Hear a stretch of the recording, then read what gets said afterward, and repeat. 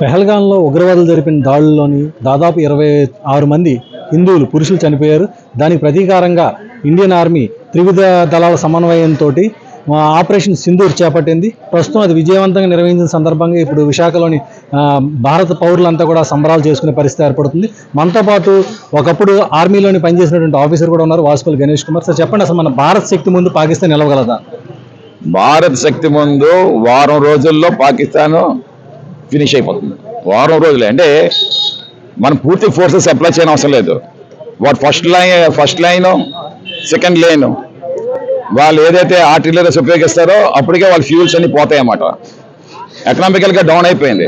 ఈరోజు వారు F-16s 50% F-16s ఏదో జువెల్ క్రౌన్స్ అనుకుంటారు అనమాట.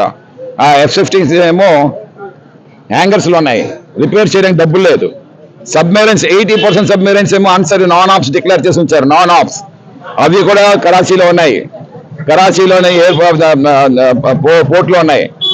వాటి కూడా రిపేర్ చేయడానికి ఏమో ఇండియన్ నేవీ వాళ్ళ నేవీ చీఫ్ ఏమో చెప్పే డబ్బులు లేవని. అంటే ఈరోజు పాకిస్తాన్ పూర్తిగా చేతులు ఎత్తేసిందన్నమాట. ఇంకా వాళ్ళకి ఏంటుంది అని అంటే పౌరుల మీద అటాక్ చేయడం, ఏది చిన్న చిన్న ఆర్టిలరీస్ పట్టుకొని. సో అందుకని చెప్తాను ఏంటంటే India should raise war against Pakistan, not only terrorist ఏర్పాటు ఇంకా చున్కే జవాబు దేంగే అమిత్ షా అంటున్నారు. నో, పాకిస్తాన్ మట్టి కనిపించాలి, పాకిస్తాన్ 3 ముక్కలు చేయాలి. ఆ రోజు ఇందిరాగాంధీ ఎలాగైతే 2 చేసిందో, బంగ్లాదేశ్ ఒకటి, పాకిస్తాన్ ఒకటి చేసిందో, ఈరోజు విత్ ఇన్ ది పాకిస్తాన్ ఏదైతే బలోచిస్ ఉన్నారో వాళ్ళు సెపరేట్ స్టేట్ కావాలనుకుంటున్నారు. ఎప్పుడైతే ఈ రకమైన వార్ జరిగిందో వాళ్ళు ఆల్రెడీ డిక్లేర్ చేసుకుంటారన్నమాట వాళ్ళ దేశాన్ని. అలాగే ఒకవైపు వెస్టర్న్ నుండి ఏమో తాలిబాన్ అటాక్ చేయబోతా ఉన్నారు. వాళ్ళ దగ్గర ఆల్రెడీ చాలా మటుకు ఎక్విప్మెంట్ ఉంది ఏదైతే అమెరికా ఉద్దేశిందో. అంటే 2 ముక్కలు ఆల్రెడీ స్టార్ట్ అయిందన్నమాట. సో ఉండేది ఇంకో ముక్క పాకిస్తాన్లో ఉంటుంది అంతనే. అది కూడా ఇండియా కొట్టి పడేస్తే ఆల్రెడీ ఎకనామికల్గా వీక్. నేను చెప్తా ఉన్నాను కదా, టర్బో ఫ్యూల్ లేదు వాళ్ళ దగ్గర. 5 రోజులుగా ఉంది. వాళ్ళు ఎయిర్ క్రాఫ్ట్స్ పైకి వేసిన వెంటనే అది కూడా మీకు ఫ్రంట్ లైన్ సెకండ్ లైన్కి వెళ్ళేటప్పటికే పోతుందన్నమాట. ఇంకోటి ఏంటంటే 2019కి ఇప్పటికి చాలా తేడాలో ఉన్నాం. 2019లో డాగ్ ఫైట్స్ అయ్యి, ఇప్పుడు అది కాదు.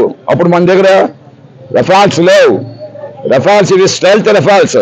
అంటే పాకిస్తాన్ ఎయిర్ ఫీల్డ్ మీదకి వెళ్ళి ఎగిరి వచ్చేస్తాయి, కనిపెట్టాడు వాళ్ళు రాడార్స్ కనిపెట్టలేవు. అక్కడ ధ్వంసం చేసి వచ్చేది 180 kilometres range air to air missiles కొట్టుపడేస్తాయి. అటు పాకిస్తాన్ నుంచి ఇలా ఎయిర్ క్రాఫ్ట్ వేసినట్టు మన ఎయిర్ క్రాఫ్ట్ మన రఫాల్ కొట్టుపడేస్తుంది అనమాట 180 కిలోమీటర్ దూరంలోనే. ఇంత బలహీనంగా ఉన్నామని తెలుసు కూడా పాకిస్తాన్ ఎందుకు అంత మేకపోతే గాంభీర్యం ప్రదర్శిస్తున్నారు? రేషనల్ గా ఎవరు ఉండడు కదా, ఇర్రేషనల్ గా ఉంటాడు. అంటే బిహేవియర్ సపోర్ట్ ఉందని అనుకోవచ్చు. ఎవరు సపోర్ట్ లేదు. ఈరోజు చైనా సపోర్ట్ చేయట్లేదు కదా, ఓన్లీ టర్కీ సపోర్ట్ చేస్తుంది. ఒకే ఒక వార్షిప్ పంపించింది. ఇంక మిగతా వార్షిప్ ఇప్పుడు ఆల్రెడీ ఆల్మోస్ట్ వార్ అయినట్లే కదా, డిక్లేర్ అయినట్లే కదా. సో ఇంకా టర్కీ నుండి ఏమైనా వస్తే ఇంక మన ఆల్రెడీ మన విరాట్ ఏమో ఇండియన్ ఓషన్ నుంచి అరేబియన్ సీ వైపు వెళ్తుంది. 27 జెట్స్ వెళ్తుంది, కొట్టుపడేస్తుంది. మన ఓన్ సబ్మెరైన్స్ ఉన్నాయి, 1680 కిలోమీటర్స్ సబ్సోనిక్ మిసైల్స్ ఉన్నాయన్నమాట. అవి కొట్టుపడేస్తాయి. వాటర్ని క్యాప్చర్ చేసేస్తాం, కరాచీని పూర్తిగా ఐసోలేట్ చేసేస్తాం. వాళ్ళ ఫ్యూల్ ఎక్కడి నుంచి రానివ్వకుండా పోనీ ఎవరైనా సరే వస్తారనుకున్నా సరే రారు ఇంకా. సో ఏ దేశం కూడా వాళ్ళు సపోర్ట్ లేదు. ఇంకా ఇంతవరకు కూడా ఏంటంటే మనము దయతలిచేది వదిలిస్తాం అంతేనే. ఆ ట్రీటీస్ అని చెప్పేసి అసలు ఎందుకు చేసిందో తెలియదు అన్నమాట. సీజ్ ఫైర్ కూడా 2021లో మోడీ ఎందుకు దానికి అంగీకారం చెప్పాడో తెలియట్లేదు అన్నమాట.